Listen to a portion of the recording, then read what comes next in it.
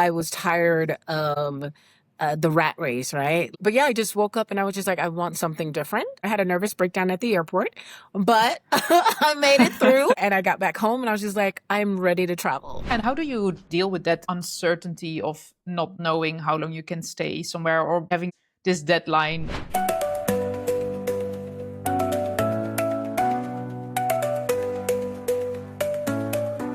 Hi, and welcome to Beyonder the podcast. I'm your host, V. And in Beyonder the podcast, we go beyond borders, not just country borders, but also inner limitations. And with my guests, I talk about inner and outer journeys. And today's guest is someone who has been traveling and living abroad for the past 5 years. So she has a lot of wisdom to share about her lessons on the road and also the challenges that come with it. We met a few years ago. We haven't met in person yet, but we have met online in this community for women living abroad. And since then, we have been keeping each other updated on our own travels and moves across the world. So I'm very excited to bring her on the show today. Welcome to the show, Sandra. I'm so glad you're here. Hi, Veerle. Thank you for having me. I'm excited to have this conversation with you and it's good to see you again. Yeah, it's good to see you too. So, the first question I always ask my guests is, how do you live your life beyond the ordinary? Gosh, I mean, I don't live in the States anymore. I don't really kind of live that hustle life. You know what I mean? That kind of grinding. I am a little bit trying to live the tranquila life, as they say in Colombia, like slow down, relax. It's a totally different lifestyle for me. I don't drive, which I love.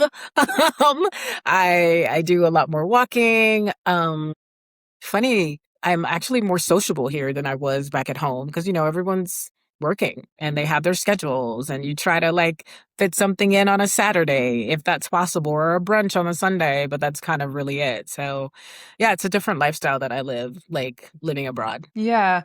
And how did you decide to move abroad in the first place? What was that feeling that you had when you were still in the States that you were like, okay, I need to go somewhere else? I don't know. It was like 2018 and I woke up and I just felt exhausted. I felt like I was tired of the rat race, right? Like you think you're doing well and then something comes up and you're not doing well. And I was never the type of person that was trying to keep up with the Joneses because I'm like, yeah, I don't have time for that. Like I'm a money person. So I'm just like, this does not make sense. As long as like my car drives, I don't need like the latest thing, right?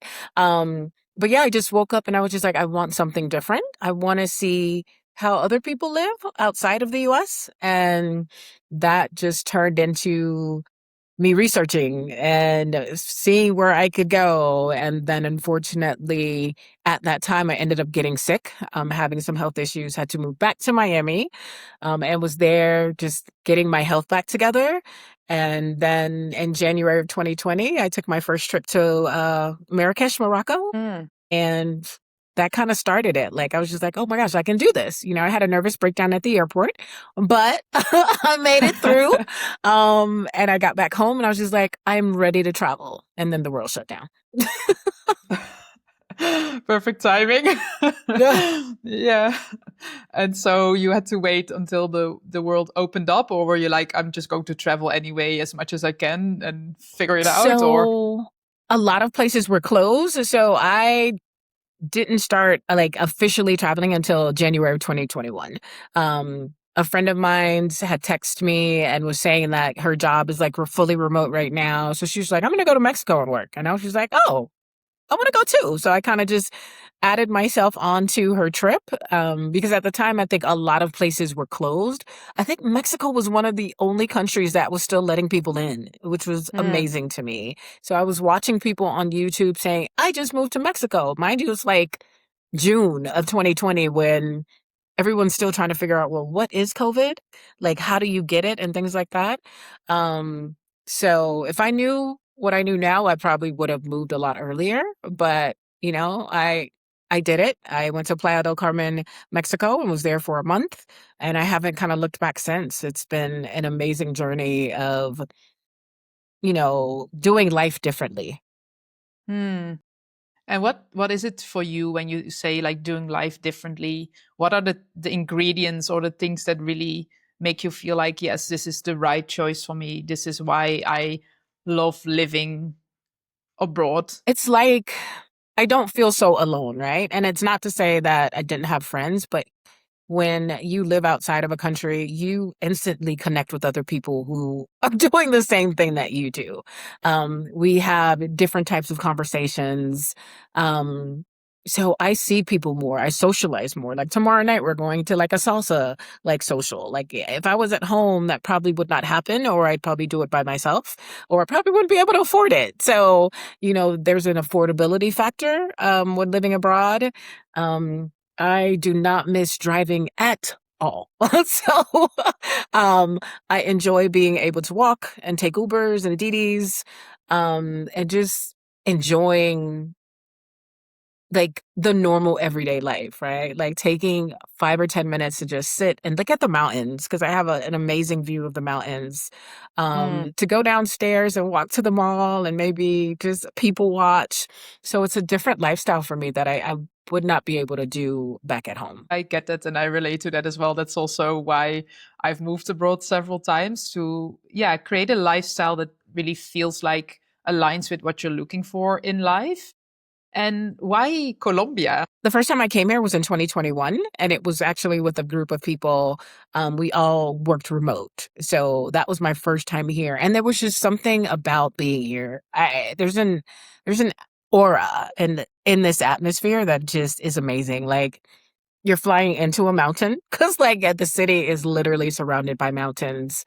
And it's just I don't know, it's just like I felt peace like that first time. And I was just like, oh my God, I can do this. Even though my Spanish wasn't that great, I was just like, okay, I can do this. So that was 2021. Then I came back in 2023 for 6 months. Then I came back last year for 6 months. And now I'm back here again up until next year. I got a visa. So I have some time to kind of figure out if I'm going to stay or if I'm going to go. But the weather is amazing. It's not too cold. It's not too hot. The people, for the most part, are super nice. When I give them my Spanglish, they're like, "Oh, it's okay, tranquila, you got this." And I'm like, "Oh, I don't got this, but thank you." And the cost of living isn't bad. So I'm able to eat papaya every day, which is so odd. I don't really find papaya back at home. I mean, I could, but then I cut it up. It's a whole like process. So things are just different here. I eat differently. Don't get me wrong, Colombians don't like vegetables. So, I'm on the hunt a lot of the times for green leafy things. But for the most part, I like it.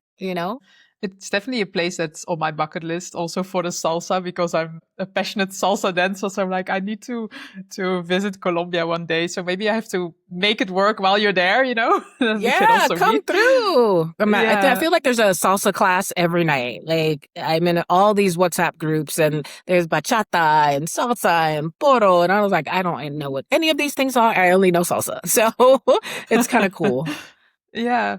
So is that also the way you actually meet people and get immersed into local life through WhatsApp groups, or how did you build this social life? WhatsApp groups. Well, let me tell you, there is a WhatsApp group for everything. If you want to play tennis or crochet, there is a WhatsApp group for that. I mean, it's kind of wild to think how many different types of WhatsApp groups there are. But yeah, that's what I've been doing, done kind of immersing myself more so in the Spanish speaking WhatsApp group. So it forces me to kind of read in Spanish and understand and try to answer in Spanish and also meet other Spanish speakers or locals. So that's what I've kind of been focusing on. And so now every day there's something going on. You mentioned in 2021 you started traveling and then started living abroad, started in Mexico. How has it been for you to change your home base on a regular basis over the past 5 years? Like you have been living in different places, traveling. How has that process been for you? It's not easy. I mean, finding a home or a place to stay that actually looks like the pictures, that's the biggest thing. It can be quite deceiving. I remember I think it was Panama. Yes, it was in Panama. I booked a hotel just for a couple of nights before I transitioned to an Airbnb. And that hotel was like one of the scariest hotels I have ever been in. Like I No. literally I literally remember, I think I had my towel. I laid on my towel and didn't move that night. And then the next night, the next day I checked out because I was like, there's absolutely no way that I could stay here for like a week or two. So that has taught me a lot of lessons. I can't trust Airbnb pictures. When you get there, you kind of, let's see what you get. Is it a safe area? But since I've been doing this for a couple of years and I go back to kind of the same places, now I know the lay of the land. Like in Colombia, I know this area that I'm in, right? I know that it's safe. I know what's 5 minutes away. So that's been very helpful. But at first, it was just super scary. Like I was paying outrageous prices because I'm like, okay, this is an apartment hotel with a security guard, with a gate in a good area. But then I'm not trying to pay US prices in Colombia. So I had to kind of rethink that idea. Yeah, and that sense of safety, do you feel like you took it with you from the States, or was it realistic in the places you moved to actually worry about safety? Because sometimes we have this perspective from a place that we are familiar with, and we tend to take it with us wherever we go. Was that the case for you, or do you feel like no, I actually had to be careful with the places I lived in because there were areas that were not safe, or just even being alone, traveling alone as a woman. Of course, there are other safety things you want to think about. How was that for you? I brought what I know from the States with me on most of my travels. When I initially started looking at places to visit, I literally Googled where is a safe place for a Black woman to go outside of the United States. And kind of, a list came up. And one of the places was Merida, Mexico. So I did end up visiting there. It is very safe, but it's also extremely hot. I mean, triple digits like most of the year. So that was not going to work. Um, so yes, a lot of the times it would be like a little bit of a shock, like if I see a police officer like on the street corner with like, they're huge guns here. They're just walking around. At first, I'm just like, I'm freaking out, right? Because I'm just like, I'm not doing anything. Let me just walk around, mind my business. But it's not the same way here. I've had conversations with them, and I'm just like, yeah, you're holding this huge gun and you're just having a conversation with me. This is so weird. You know what I mean? And I didn't feel unsafe. So I've gotten used to that. Like as opposed if I'm at home or in Miami, yeah, I'm not having a conversation with the cop. Like if I see them, I'm trying to walk the other way. And that's super understandable if you have that experience that you take that with you, right? Do you feel like you had any other assumptions maybe when you moved to a certain place of like, oh, this is going to be like that, and then actually once you were there and getting used to local life, your perspective changed? I didn't know what I expected, honestly. It was just something like, let's see what happens. Like if I like this place, and each place the dynamic is different. Like Panama is so different from Mexico, is so different from Argentina, and they're all different from Colombia. So one of the things that kind of gave me a reassurance is the WhatsApp groups and the Facebook groups, meeting other people that lived in these places before I went there. So that gave me a sense of comfort. Like, well, how is it? Where do I stay? What do I do? Like, what are the groups, So I'm thankful for those WhatsApp groups and the people that I met and the Facebook groups, because that's what helped me navigate the first couple of years. I get that. And if you look back on being who you are right now and looking back at that first time you took the step to travel and to move abroad, with everything that you've learned along the way, what would you tell your younger self now who took that first step? I would tell her to work towards the residency process in these countries that I visited.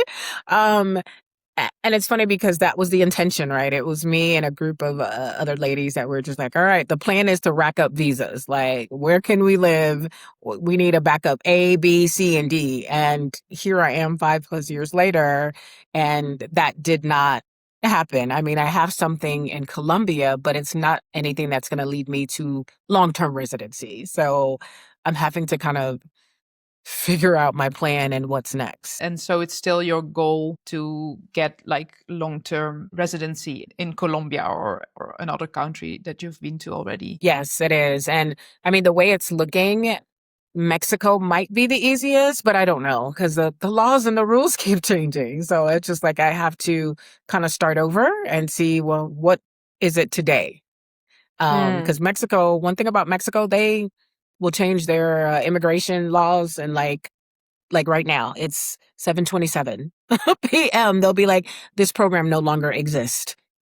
They've done that before. So that's the thing, just kind of researching again, what's what, how do I do it, if I can do it, is it affordable, things like that. Yeah, and how do you deal with that insecurity or that uncertainty of not knowing how long you can stay somewhere, or basically having this deadline with the visa you're currently on? Because I think that's something many people are afraid of before they move abroad. Like, okay, what if I cannot stay? Or in my own experience as well, I know what it feels like to live with this time frame of having a visa and then you're wondering, okay, what's next? How have you been dealing with that? Man, that is a good question. I've learned to just kind of enjoy the here and now. Um, I used to kind of freak out about it, but I'm just like, anything could happen, right? Of course, fingers crossed, maybe I'll meet a Colombian and we'll get married and it'll be all good. But, if that's not going to happen, I'm just like, all right, Sandra, well, you're here for another 9 months. Enjoy it.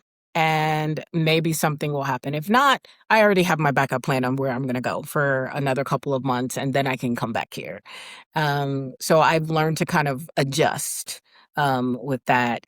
It does get a little hard because I kind of do want this to be home, but there's only so much I can do, right? You can't really overstay because I'm not trying to pay like crazy overstay fees. So I'm just trying to learn to adjust and like live today. I think that's a good point, to live in the present moment, because I mean, you never know what's going to happen, right?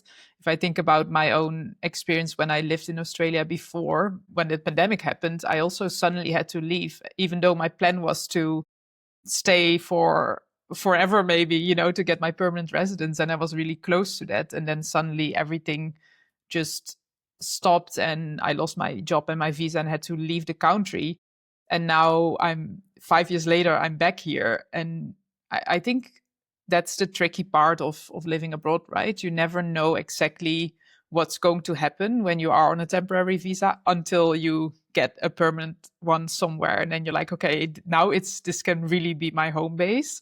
But before that time, there's always this uncertainty that you carry with you. And what you said, you have to adjust and just be in the present moment, because otherwise you have this weight on your shoulders all the time as well, of like, oh, what's going to happen? And yeah, I think then you can also not really enjoy being there, because it's always like, maybe this is just temporary and then I don't know what's going to happen. What do you feel like, looking back, have been some lessons you've learned about yourself during your travels that you feel like, okay, travel really helped me to discover this part of me that maybe I wouldn't have discovered if I had stayed home? I think it's allowed me to try new things and push myself outside of a box, right? Um, I remember when I was in Mexico, they had several like groups to do different things.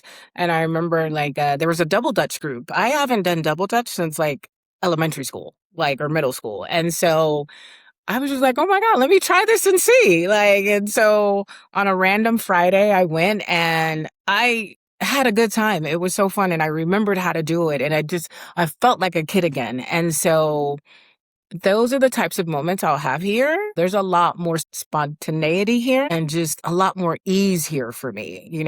If I was back at home, it would require me getting in a car, fighting traffic, going to meet a friend, and getting back home, fighting traffic. But here it's a little different. Like I literally can walk 15 minutes to the karaoke place or go to the mall that's 5 minutes away. So it's so interesting, actually, sometimes when I sit back and I think about my life, because I'm like, wow, I did not expect to be here. I don't know where I thought I'd be, but I didn't think I'd be here. Yeah, and it starts with that first decision that you had years ago of like, okay, I want to go somewhere else. And then now, years later, you're in this place and you're like, oh, how did I end up here? Like, I never expected that. right? Yeah. Yeah. And besides the things that you love about living abroad, what do you feel are some of the challenges that come up? We already talked about this uncertainty of having a visa. What are some other challenges that you found along the way? Of course, the language barrier. I do the best that I can for the most part. But it's one of those things, they know you're not Colombian. But one thing I do like about the local people here, they're very friendly. They're like, "Oh, you're not from here, but you know Spanish." Sort of, kind of. So they're very forgiving when I jack up the language. So that's one thing. And also, like, the whole healthcare system, it's a little different. It is easier to go see a doctor, but if I were to have a really big issue, you have to pay up front. I am not used to that. Like in the States, you get seen, you get the help, and then they send you a bill. Here and in Mexico, I believe if you go to a hospital, they're just like, "Oh yeah, we want our money up front," and I'm like, "But that's $5,000 right now." I uh, oh, okay, I guess I'm putting this on a credit card. Like, so that's super different. I'm not used to that. Yeah, I can imagine that. And it's also like you need the help. So you're like, okay, help me, before. I've had that experience as well traveling sometimes when things happen. Then they're like, okay, first show us you have the money. And you're like, what? I need help. Can you not help me first? But yeah, I think it's in quite a few places that it doesn't work like that. And especially if you don't know, then it can really be a surprise. And Yeah. yeah, that's definitely a different system. And is there anything else that you feel like, oh, this is so different than what I was used to in terms Um, of systems or lifestyle or? I think the lifestyle is, I think it's most of Latin America. They're very just laid back. They have 2-hour lunches and they have siestas. And I remember the first time I experienced that, I was just like, I don't understand. How do you guys function? Like, Argentina takes it to a whole nother level, right? Because they have 2 to 4 hour siestas. And I was just like, that's like a quarter of y'all day. Like, what are we doing right now? But then again, they don't sleep. So I had to get used to that. When I lived there, the area I lived in, they would shut down from 1 to 5. Like, Mm. almost every store is closed. And I'm like, what the heck? Like, I don't, and sometimes people would open at 5 or 6. So I had to get used to getting everything I need either before 1 or after 6. And that slow time was just kind of, sometimes it'd be my nap time because I'm like, ain't nothing else going on. Like, or I guess I'm at work. Um, but I get it, right? They take the work-life balance to a whole nother level, I feel like, but most of these countries do that. Like Colombia has, I think, 2-hour siestas. So I appreciate that, right? They value their employees, they value their life. They take their time to eat. That's not like a rush 30-minute thing. So that was different. I had to get used to that because I was just like, y'all ain't got no jobs. Like, Yeah, I recognize that when I lived in Spain, it was similar as well. Not in the touristic area, but sort of in the areas around, also the neighborhood that I was living in. At first I had no idea, so I wanted to buy something, and I was like, why is everything closed? Is it like a public holiday that I don't know about, or what is happening? Did I miss something? And then the next day it was the same thing again until I realized, oh wait, this is what's happening, that the stores are yeah. just closed for a couple of hours. And it's definitely something that you have to get used to and change. And I remember when I was living there as well, I had to change my whole rhythm because also, for example, with dinner times, it's much later than I was Oh used my to. And gosh, yeah. What is up with that? yeah. Like, I'm like, when do y'all go to sleep if y'all eat dinner at 9? Like, how? Yeah. Yeah. So, So did you change your whole rhythm to fit into that local lifestyle, or do you feel like you still stayed into some things that actually work better for you, or maybe that you were used to, like, for example, earlier dinner or going to bed earlier than most people, or did you really feel like, oh, I need to change? my whole lifestyle basically to fit into this local life. Yeah, no, I didn't change. I can't eat dinner at 10. That just is not, that means I'm up until 1, right? Because they tell you what, take 2 to 3 hours before you can go to sleep. So the funniest thing is like we still, because it was me and a couple of other people in Argentina, we still went to dinner at our same time. The places were empty, which was fine with us because we got our food quick and the service was good. But by the time we left, like 9:30, that's when you see people coming in. There's certain things I'm not changing that. Like that's just not built in me. I do try to, however, respect the whole 2 hour lunches, or a lot of places are closed things, right? Because I get it. They work hard and I guess they party hard. So I don't know. Like it's a weird thing to me, but I appreciate that because when I first started noticing it, it just made me kind of slow down too. So I'm like, oh, okay, well, I guess I can go get a coffee and people watch like everyone else is doing for the next hour, to slow down my life. So I have been, even though I'm like 5 years into this, it's still hard to kind of like just break in the middle of the day for like 2 hours, but I try. Yeah, it's interesting, right? How sometimes when we get to a different place and everything is different than what we were used to, and this we see this lifestyle that we're like, oh, this is another way to live your life. I never thought about it like this. That you realize how much, in a way, you have been programmed or just have been following a certain routine just because that's what you've been seeing around you. That's like how a country works and or a culture. And then when you move somewhere else, you're like, oh, okay, this is different. This works for them, but how do I fit into this? Does this work for me as well? Can I adjust, or do I stay true to what I'm familiar with, what works for me? And it's, I think, at least also in my experience, finding that balance of where do I adjust and where do I stick to what already works for me.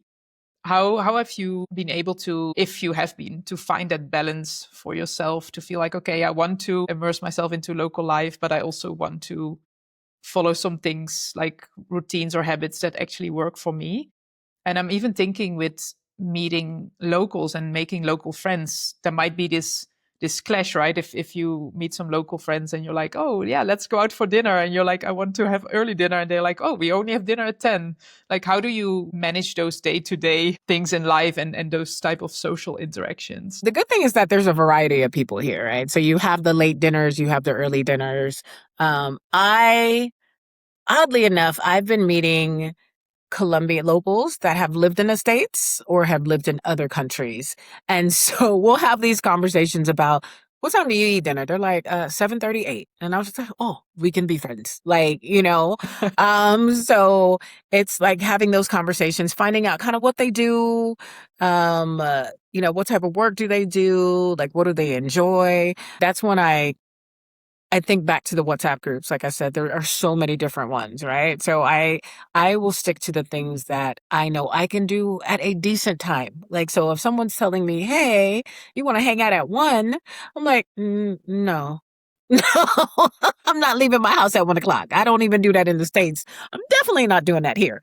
So that's the good thing about it. There's so many different types of people here that I've been able to find people that we have a lot of common ground. Yeah, so it's not that strict or in a sense like inflexible of like everyone is doing this. Of course, you Right. always have people who follow like a different lifestyle within what the majority of people does. I think Right. that's everywhere as well. Yeah.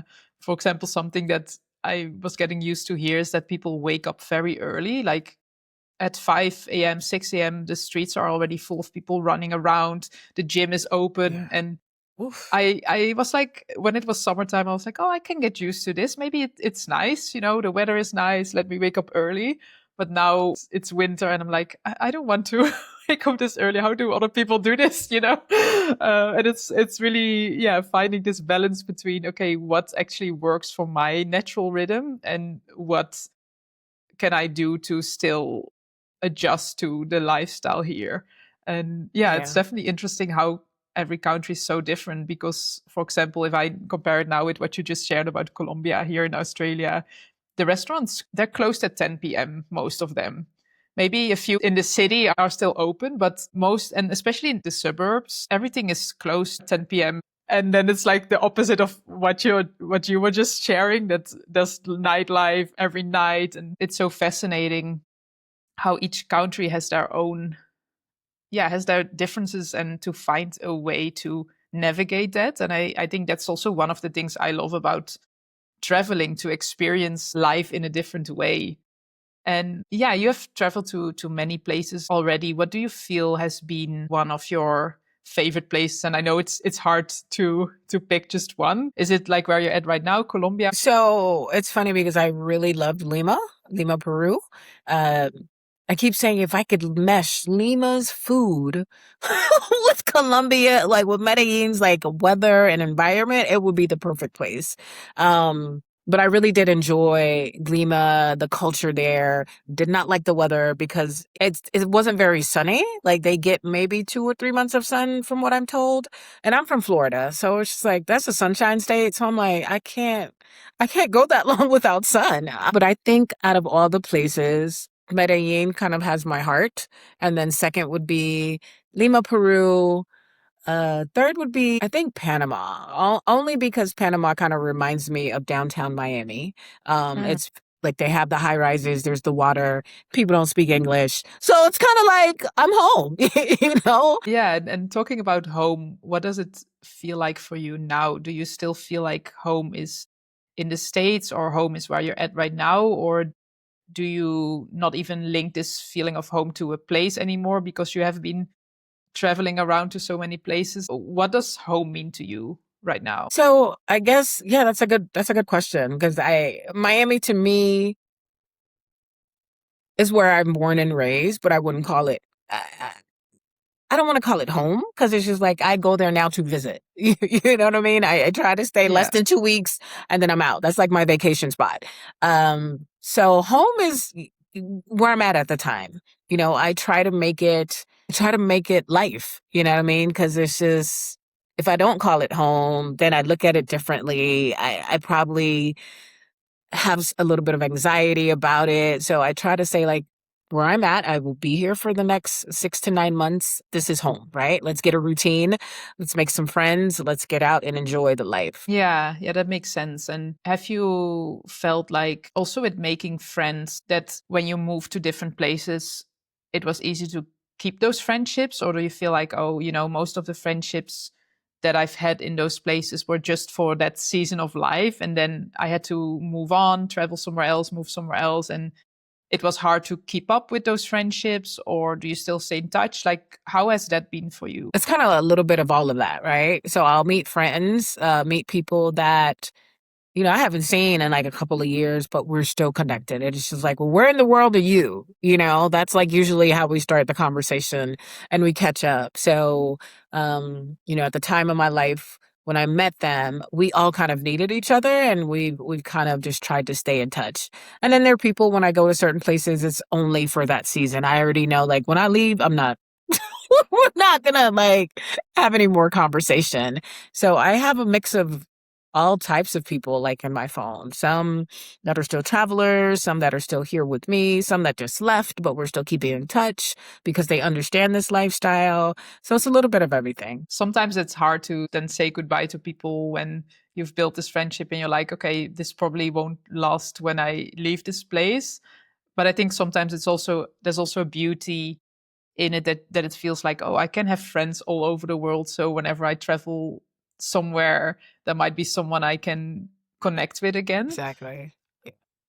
How has it been for you to, I think this is also related to this feeling of belonging and this feeling of home that we just spoke about, because I think having a community and having friends and connections is an important part of that. How do you see that when you think about belonging? Does it feel like, okay, I belong in this place, or does it go beyond that, like more, being part of a community, or even, for example, being able to speak the language or connect with the locals a little bit more? How would you describe that in your life? Me, especially right now in this season, I had like a handful of people that I would hang out with. Like we check in, it's just like making sure we're still alive, right?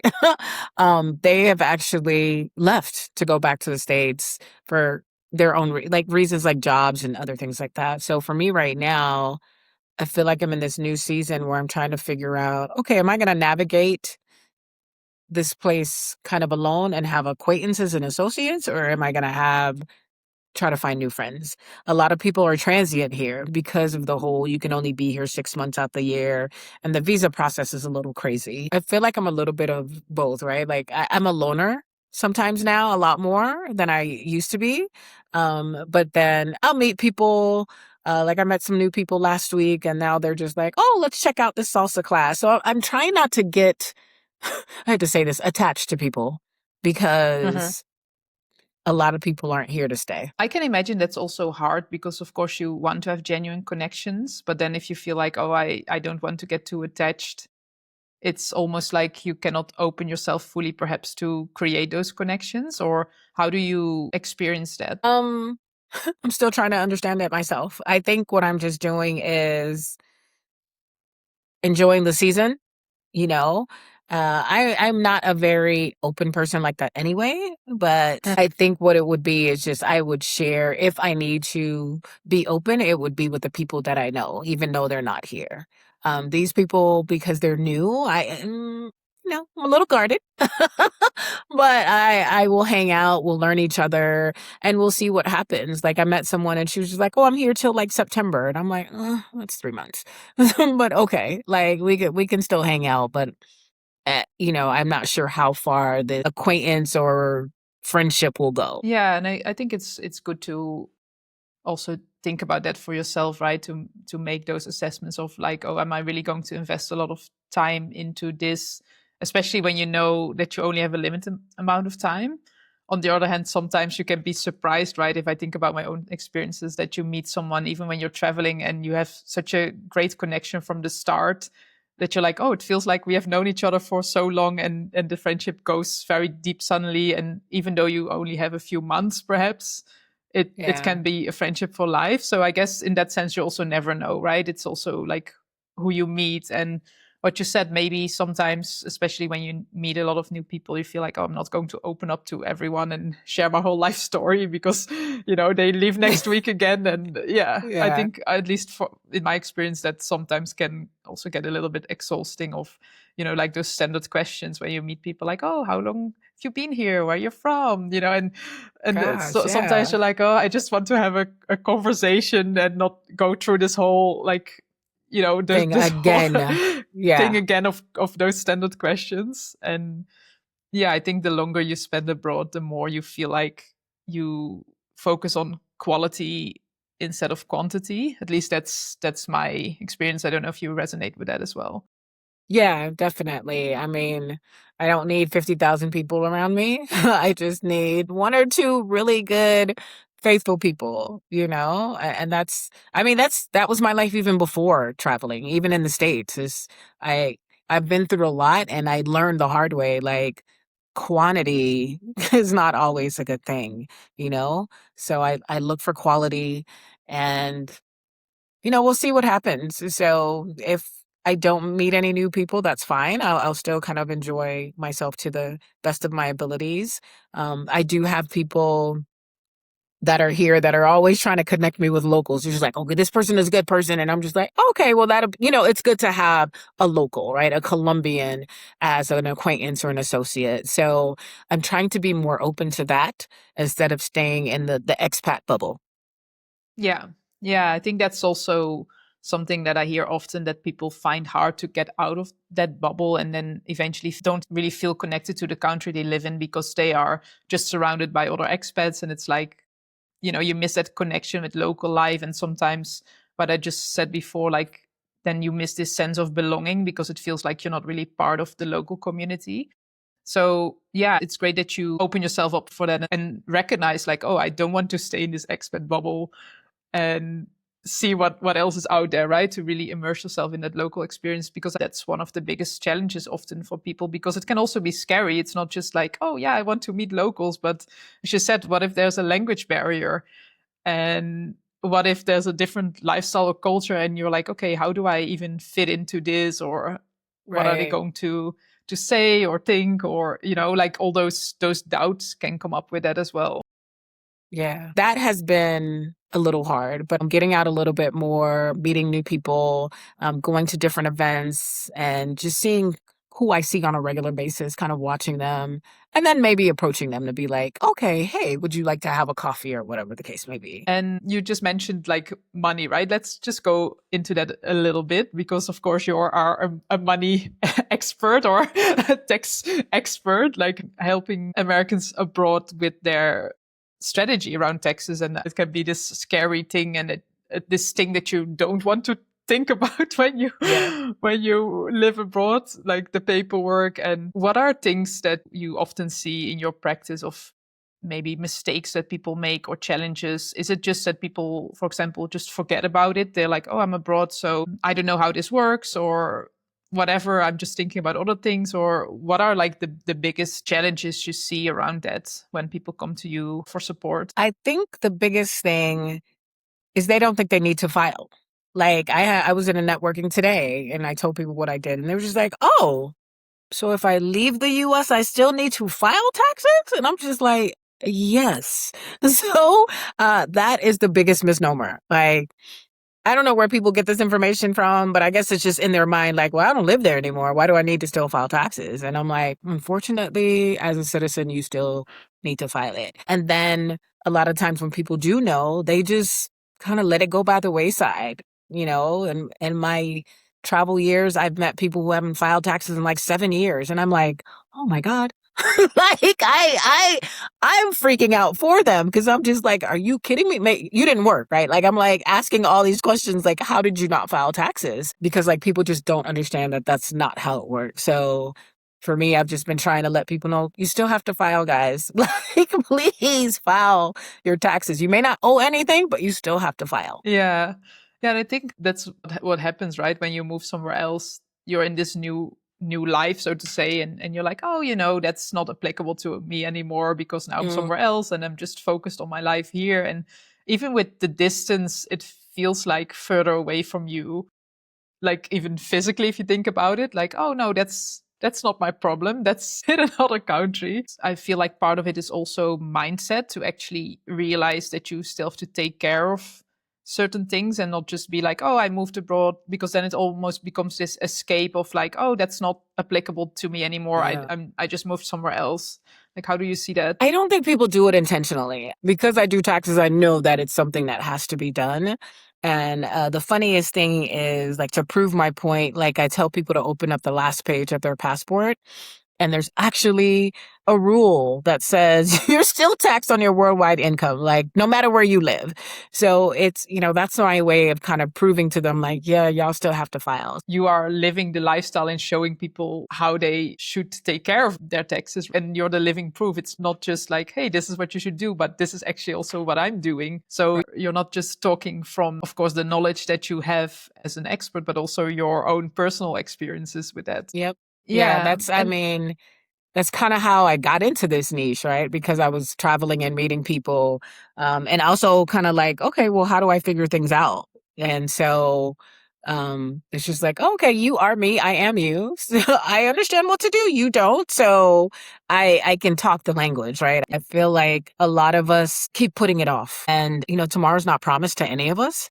So it's just like it's one of those things. If I could tell someone, like, a bit of advice, just book the trip. Like, do the research, book the trip. I'm not saying go on a 6-month sabbatical, but I'm saying a weekend trip or a week-long trip. Go somewhere that you've been wanting to go just to see, because you never know. You might fall in love with it, or it might fall in love with you, or you might find someone. Yeah, you just never know. But if you're stuck in wherever you are and not willing to take that leap or take that chance, that you never know what you're missing out on. Yeah, I love that. And that's the first step, right? And you never know where it leads. Maybe it's just a beautiful trip by itself, even what you said, even if it's just a weekend or a week. But maybe it's the first step towards a whole lifestyle change, how you also, from that first step, just now live somewhere else and travel around. And yeah, so many people I've already spoken to also on the podcast had this exact same thing. They started with one trip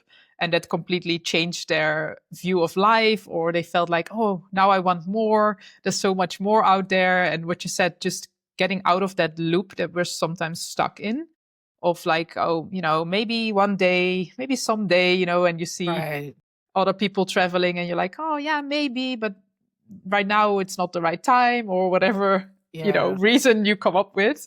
But just, yeah, she said, just book the ticket and see what happens. I love that. Yeah. Yeah. And if anyone wants to connect with you, where is the best place to find you? The easiest place to find me is on LinkedIn. I am the only Sandra Morno on LinkedIn, so it's easy to find me there. Yeah, I will share your links in the show notes as well. And thank you so much for this lovely conversation. I really enjoyed talking to you and hear your experiences of living in different places. Yeah, thank you. And everyone, thank you so much for listening to this episode of Beyonder the podcast.